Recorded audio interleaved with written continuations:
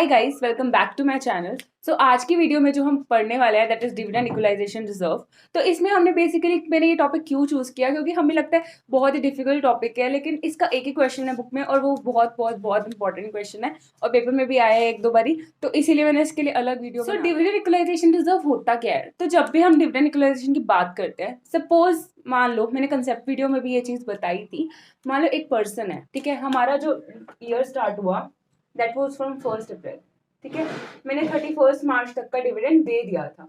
अब 1 अप्रैल को मेरा फिर से डिविडेंड का हिसाब स्टार्ट होगा और मान लो मैंने नेक्स्ट डिविडेंड जो देना है वो 31 मार्च को देना है नेक्स्ट ईयर में, ठीक है। अब यहाँ से जिसने होल्ड किए शेयर यहाँ तक उसको तो डिविडेंड मिलेगा ही मिलेगा, राइट। लेकिन मान लो कोई पर्सन आया जो कि आया दिसंबर में, ठीक है, दिसंबर में आने के बाद उसको यहाँ तक का डिविडेंड तो फ्री में मिल जाएगा, है ना, तो वो गलत हो जाता है, राइट। तो उसके लिए कंपनीज क्या करती हैं, they create a dividend equalisation reserve. तो उससे क्या होता है, जब भी ये बंदा आएगा ना दिसंबर में, उसको बोलेंगे कि कुछ पैसा लेके आ, जो कि डिविडेंड के नाम का हम लोग अलग से एक अकाउंट में रख देंगे। तो जब डिविडेंड डिस्ट्रीब्यूट होगा तो उसमें से ये जो अमाउंट है वो माइनस हो जाएगा। जैसे ही कोई बंदा सेल करता है अपने शेयर, तो उसी तरह से उसको डिविडेंड इक्वलाइजेशन में से कुछ अमाउंट मिल जाता है जो कि उसका डिविडेंड के लिए अलॉटेड होता है। Kind of its not an accurate number, but हाँ कुछ पॉइंट्स तक वो सही होता है, ठीक है। तो इसी तरह से हम लोग ये क्रिएट करते हैं और ये अकाउंट बनाते हैं जिससे हमारी ये प्रोसेस है वो स्मूथली चले और किसी भी म्यूचुअल फंड होल्डर को या शेयर होल्डर को कोई भी प्रॉब्लम ना आए इन बाइंग और selling in the middle of the year, जब डिविडेंड मिला है जब नहीं मिला है। सो अब जो इसके लिए मैंने क्वेश्चन पिक किया है दैट इज क्वेश्चन नंबर 37। सो उसमें हमें क्या बोलता है, on 1 April an open ended scheme of mutual funds had 300 lakh units outstanding with NAV of 18.75। तो अब हमें यहाँ पे देखना है कि एक टाइमलाइन बना लेते हैं जिससे बहुत इजी हो जाएगा उस क्वेश्चन को सॉल्व करना, ठीक है।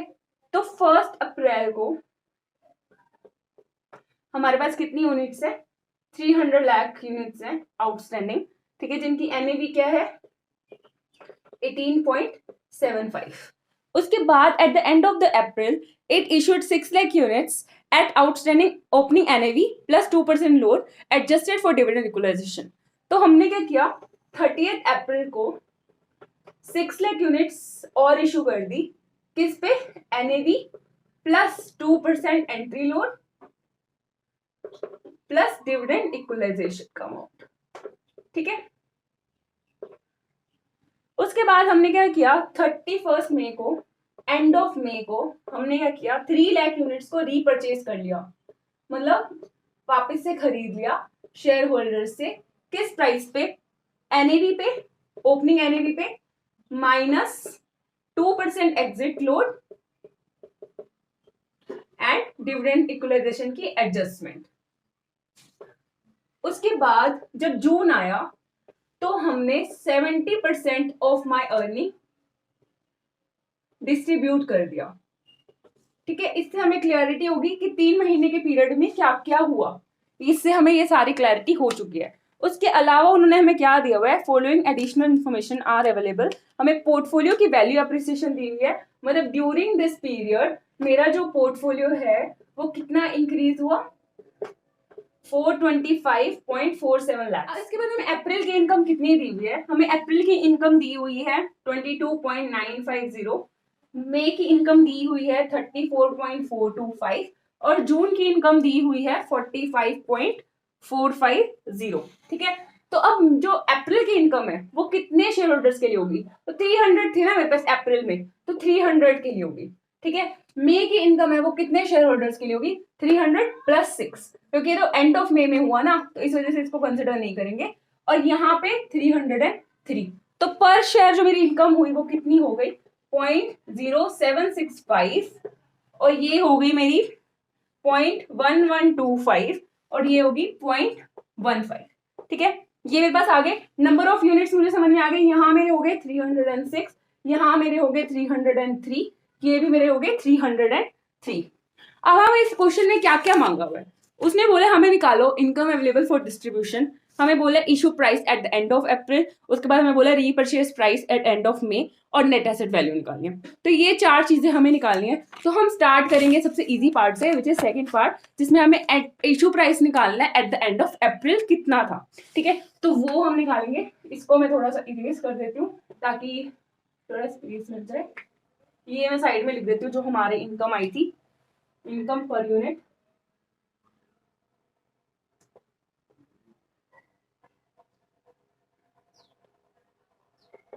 ठीक है, कितनी थी अप्रैल की? 0.0765, मई की थी 0.1125 और जून की थी 0.15। ठीक है, अब हमें क्या निकालना है? हमें निकालना है issue price at end of April. ठीक है, इशू प्राइस अप्रैल के एंड में कितना था ये हमको निकालना है। तो हमें ओपनिंग एनएवी दे रखी है। ओपनिंग एनएवी कितनी थी? 18.75, राइट। इसमें हमें ऐड किया 2% एंट्री लोड। अब issue price and of the अप्रैल क्या होगा कि हमने जो 6 लाख यूनिट्स को जो एंट्री दी है वो कितने पे दी है। तो अब हमें उन्होंने बोला था कि एक तो उसकी जो भी एनएवी थी, ओपनिंग एनएवी ले लो, उसमें 2% एंट्री लोड के एडजस्टमेंट ले लो, और उसके बाद डिविडेंड इक्वलाइजेशन के एडजस्टमेंट ले लो।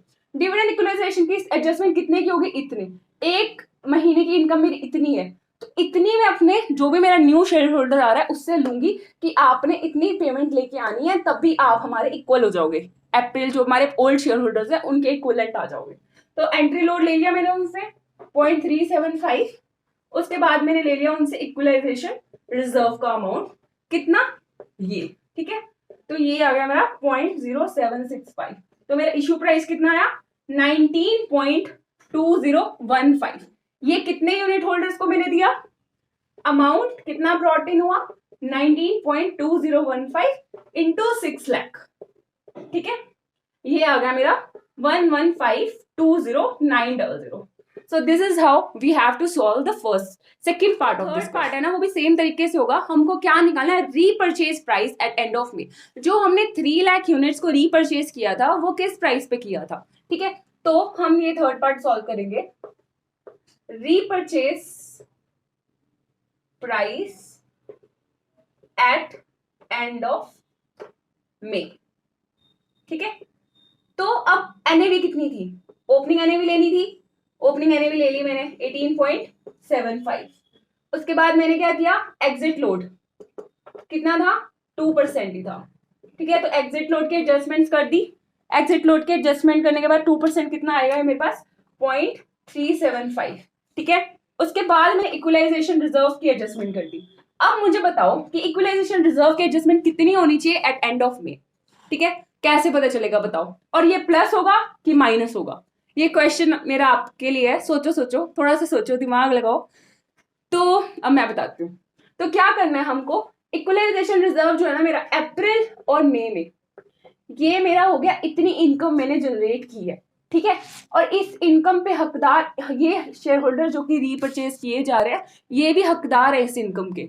तो हम इनको ये इनकम देके भेजेंगे कि ये आपका हक है, आप लेके जाओ। तो हम इनको डिविडेंड इक्वलाइजेशन के थ्रू ये इनकम उनको दे देंगे। तो ये 0.765 और 0.1125 ये हम इनको दे देंगे, और उसके बाद जो मेरी एनएवी आएगी उस पर हम उनको विदा करेंगे। तो 18.564। कितने यूनिट्स रीपरचेज किए मैंने? 3 लाख यूनिट्स रीपरचेज किए इस प्राइस पे। तो ये मेरे पास आ गया 5569,200।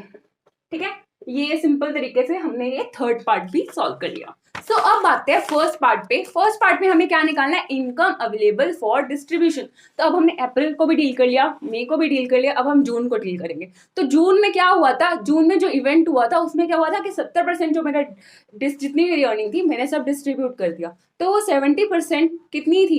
कितना इनकम मेरे पास अवेलेबल था डिस्ट्रीब्यूट करने के लिए, और मैंने उसमें से कितना डिस्ट्रीब्यूट किया वो मुझे निकालना है। ठीक है, तो यहाँ पे हम लिखेंगे इनकम फर्स्ट पार्ट निकालने के लिए अवेलेबल फॉर डिस्ट्रीब्यूशन। ठीक है, ये निकालने के लिए सबसे पहले मैं लूंगी इनकम फ्रॉम अप्रैल। कितनी थी? सारी इनकम जोड़ लेते हैं ना पहले।